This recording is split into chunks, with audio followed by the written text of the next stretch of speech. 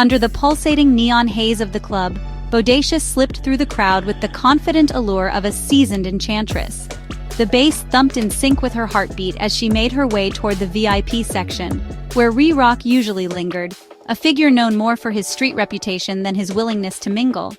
Tonight, however, Bodacious had a mission that was as clear as it was dangerous. Re Rock was perched at the end of a long, shadowed table, his gaze scanning the room with a wary intensity. His eyes hardened at the sight of a familiar face, yet softened momentarily as Bodacious approached, her hips swaying with an effortless magnetism. He leaned back in his chair, suspicion battling with desire. His reputation was built on caution, yet something about her, that teasing smile and the glint of mischief in her eyes, made him want to lower his guard.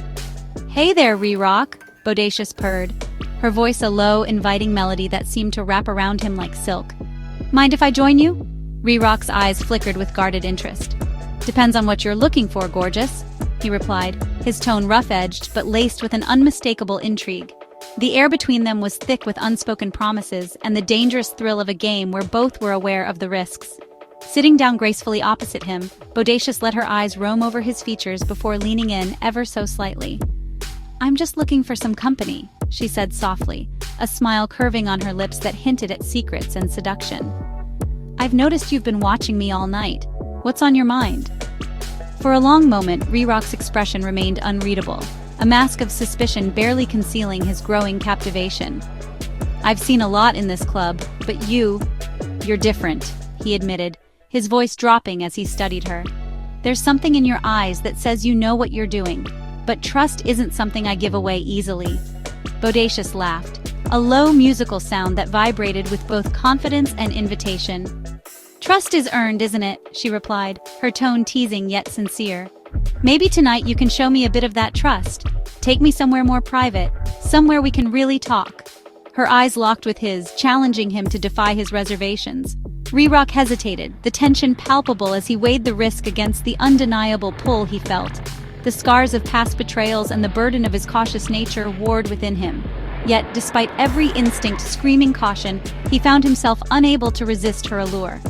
"Maybe," he murmured slowly, "if you're willing to let your guard down a bit, I might just show you a place." With a subtle nod and a knowing smile, Bodacious leaned in even closer, her fingers brushing lightly against his forearm in a silent promise of complicity. "I'm all yours, Re Rock," she whispered, her voice soft enough to stir the embers of desire, yet firm enough to suggest she was no fragile pawn. "Let's get out of this chaos." Within minutes, the two slipped away from the glare of the club's neon lights.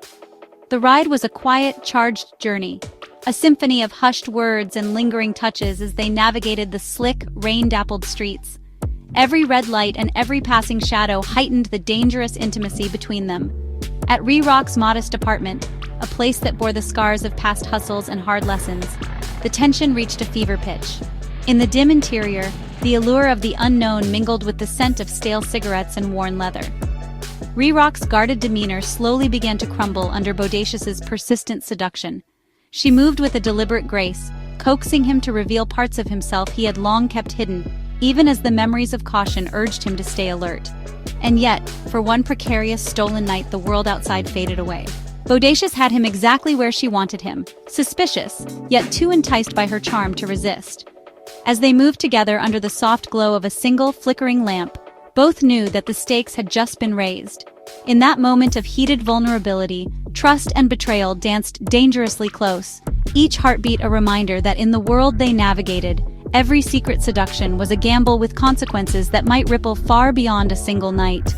Outside, somewhere deep within the club's underbelly, eyes watched silently, and the game of power and deception continued to unfold, one illicit encounter at a time.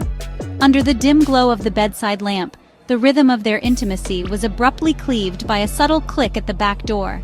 Bodacious's pulse stuttered for a heartbeat as she recognized the signal she had arranged, a quiet invitation for those intent on retribution.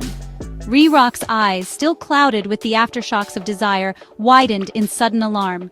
Before either could fully react, the door creaked open, and Senor Rowe and Wolf stepped in, their presence cold and purposeful. The room's tension shifted instantly, from clandestine passion to the crisp, perilous edge of interrogation. Bodacious, caught between conflicting desires and a mission that could not be postponed, hesitated only a moment before her gaze sharpened with resolve.